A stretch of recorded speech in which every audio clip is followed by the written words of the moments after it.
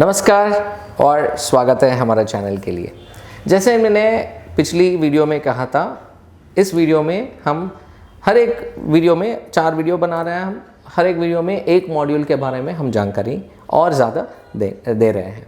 अभी आप पहली बार इस चैनल या इस वीडियो पे आप आए हैं तो आपको डिस्क्रिप्शन में प्रीवियस वीडियो का एक लिंक है जिसमें इंट्रोडक्शन ऑन IELTS के बारे में है, तो आप पहले वो देखिए और उसके बाद इस वीडियो पे आ जाइए ताकि आपको संपूर्ण जानकारी मिल जाएगा। चलिए हम आज सीखते हैं तो लिसनिंग मॉड्यूल के बारे में।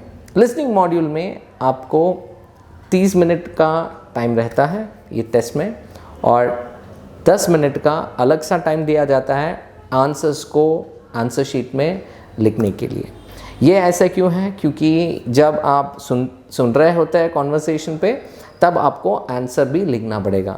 तो आप कहाँ पे लिखेंगे? क्वेश्चन पेपर पे लिखेंगे, और बाद में पूरा टेस्ट पूरा होने के बाद 10 मिनट का टाइम दिया जाता है आपको आंसर्स को क्वेश्चन बुकलेट से आंसर शीट पे ट्रांसफ़र करने के लिए।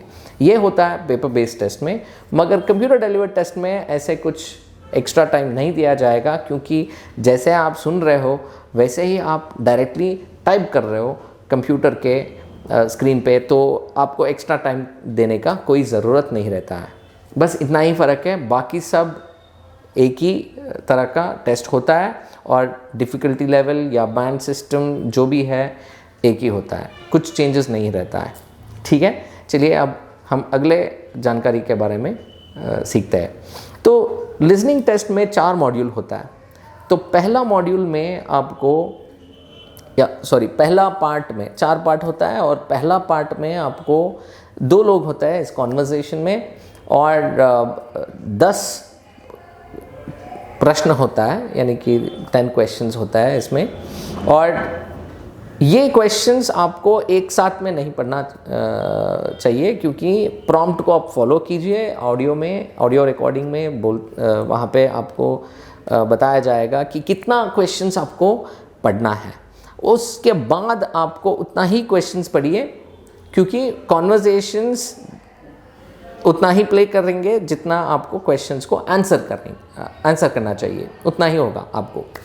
तो चलिए आप अगले भाग में, यानी कि पार्ट 1 में भी और दूसरी भाग में जितना क्वेश्चंस को पढ़ना चाहिए उतना टाइम फिर से दिया जाएगा।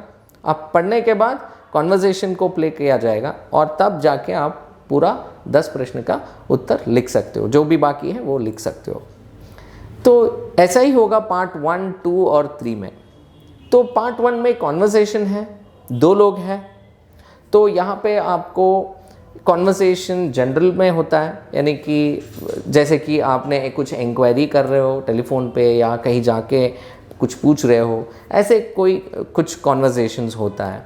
और ये कॉन्वर्सेशन में ब्रिटन एक्सेंट या अमेरिकन एक्सेंट में होता है, और इसका जो तरीका होता है, यानी कि बात होता है, ये थोड़ा धीमी होता है, यानी कि आपको पकड़ में आ जाएगा कि क्या कह रहा है और कौन क्या कह चुका है या रिस्पॉन्ड कर चुके हैं।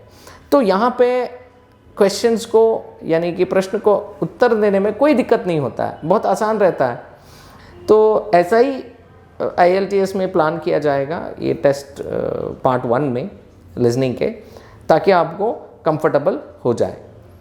अब आता है दूसरी पार्ट पे। दूसरी पार्ट में भी 2 अलग अलग होता है, यानी कि पहले आपको 4 या 5 प्रश्न पढ़ना होता है, और उसके बाद बाकी प्रश्न पढ़ना होता है।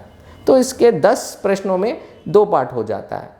तो इस कॉन्वर्सेशन में एक ही पर्सन है, इसको मोनोलॉग बोलते हैं, यानी कि एक आदमी या औरत बात करते रहता है किसी विषय पे। तो ये विषय भी जनरल होता है, यानी कि एक टूर गाइड हो गया जो गाइडेंस दे रहा है टूर के, तो ऐसे होता है कुछ कॉन्वर्सेशंस। या फिर कोई इवेंट मैनेजर इवेंट के बारे में बता रहा है, कौन कौन सा अरेंजमेंट क्या है, कहाँ पे क्या है करके एक्सप्लेन कर रहा है। या फिर कोई एक्सप्लेन कर रहा है कि कोई प्लान है या मैप है, तो उसको एक्सप्लेन कर रहा है। ऐसे कुछ कॉन्वर्सेशंस होता है पार्ट 2 में।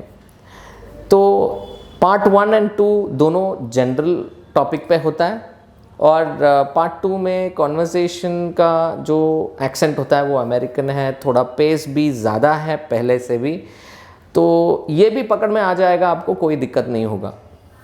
अब आते हैं पार्ट 3 पे। पार्ट 3 ऐसा पार्ट है जहाँ पे डिस्कशन बोलते हैं, यानी कि चर्चे हो रहे हैं। किन किन लोगों के बीच में चर्चा हो रहा है।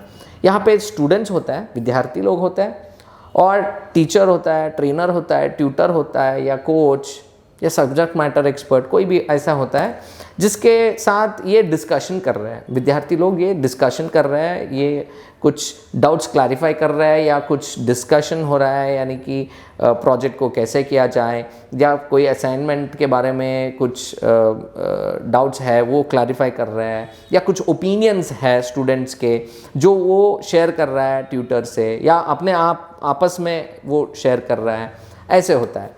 तो पार्ट 3 में सिर्फ 2 लोग नहीं होता है, मिनिमम 2 तो होता ही है, और मैक्सिमम है 4, यानी कि 2 या 3 या 4 लोग हो सकता है इस कॉन्वर्सेशन में। थोड़ा ध्यान दीजिए क्योंकि ये पार्ट बहुत ज़्यादा इम्पॉर्टेंट हो जाता है, क्योंकि पहला 2 पार्ट्स है जो मैनेज कर पाएंगे आप, थर्ड में आसान नहीं रहता है, क्योंकि यहाँ पे डिस्कशन हो रहा है, तो आपको प्रश्नों का जो उत्तर दे रहा है ना वो भी ऐसा ही होता है, यानी कि आपको लगता है कि आपको आंसर मिल गया, मगर फिर से आपको आंसर चेंज करना पड़ेगा, क्योंकि उसके बाद भी ओपिनियंस चेंज होता रहता है। तो आप थोड़ा ध्यान दीजिए, और बहुत ज़रूरी है कि आपको जितना भी क्वेश्चंस यानी कि प्रश्न को आपको पढ़ना चाहिए, जो प्रॉम्प्ट में बोला जाएगा उतना प्रश्न आप कॉन्वर्सेशन शुरू होने से पहले ही आपको पढ़ना है और समझना है, तभी जाके आपको ये पार्ट में आंसर कर सकते हो। अब आते हैं लास्ट पार्ट पे। वो लास्ट पार्ट में मोनोलॉग है, जैसे कि सेकेंड पार्ट में होता है, मगर इसमें भी आपको एक ही व्यक्ति होता है, और ये व्यक्ति ऐसा व्यक्ति होता है जो प्रोफेसर हो सकता है, या कोई ट्रेनर हो सकता है, ट्यूटर हो सकता है, या फिर सब्जेक्ट मैटर एक्सपर्ट हो सकता है, या कोई साइंटिस्ट हो सकता है, जो एक विषय पे ज्ञान दे रहा है। और किसको ज्ञान दे रहा है? ये स्टूडेंट्स लोगों को ज्ञान दे रहा है, ऐसे प्रतीत होता है इस वीडियो में, इस ऑडियो में। और ये पार्ट 3 और 4 एकेडमिक बेस्ड टॉपिक्स में होता है, यानी कि कुछ स्टूडेंट्स और ट्रेनर या ट्यूटर के बीच में जो होता है कॉन्वर्सेशन, ऐसा ही होता है। मगर फिर भी आपको इसमें कोई टेक्निकल नॉलेज सीखने का कोई ज़रूरत नहीं है, ये सिंपल इंग्लिश में होता है। सिर्फ फ़र्क इतना ही होता है कि इसका जो गति होता है जो कॉन्वर्सेशन के, वो थोड़ा ज़्यादा रहता है पिछले से, यानी कि आप 4th पार्ट में देखेंगे तो 1st, 2nd और 3rd पार्ट में जितना भी पेस है उससे भी ज़्यादा होता है, और एक्सेंट हो सकता है अमेरिकन या ऑस्ट्रेलियन। तो यहाँ पे आपको पूरा ध्यान देना है, पूरा 10 क्वेश्चन पहले ही पढ़ना है कॉन्वर्सेशन से पहले 4th पार्ट में। तो ऐसे जाके आपको मैं बोल सकता हूँ, पहला वाला इजी है, 2nd पार्ट है मॉडरेट, 3rd पार्ट हो सकता है moderate plus, and 4th one हो सकता है टफ। तो अगर आप ध्यान से सुन रहे हो, या पूरा क्वेश्चन कॉन्वर्सेशन से पहले ही आप पढ़ लिया है और समझ लिया है, तो ये लिसनिंग टेस्ट आपको दिक्कत नहीं देता है, आपको आराम से स्कोर करने के लिए बहुत आसान रहेगा। और अभी हम लिसनिंग के बारे में जानकारी दिया है, और अगले वीडियो में हम आपको रीडिंग के बारे में ध्यान देते हैं। और आप उस वीडियो के लिए आपको इस डिस्क्रिप्शन में एक नंबर दिया है, अगर आपको और कोई जानकारी चाहिए लिसनिंग के बारे में तो आप उस नंबर पे कॉल करके पूछ सकते हो, आपको क्लैरिटी मिल जाएगा, इन्फॉर्मेशन मिल जाएगा। और जाते जाते आप इस चैनल को सब्सक्राइब कीजिए, लाइक कीजिए। धन्यवाद।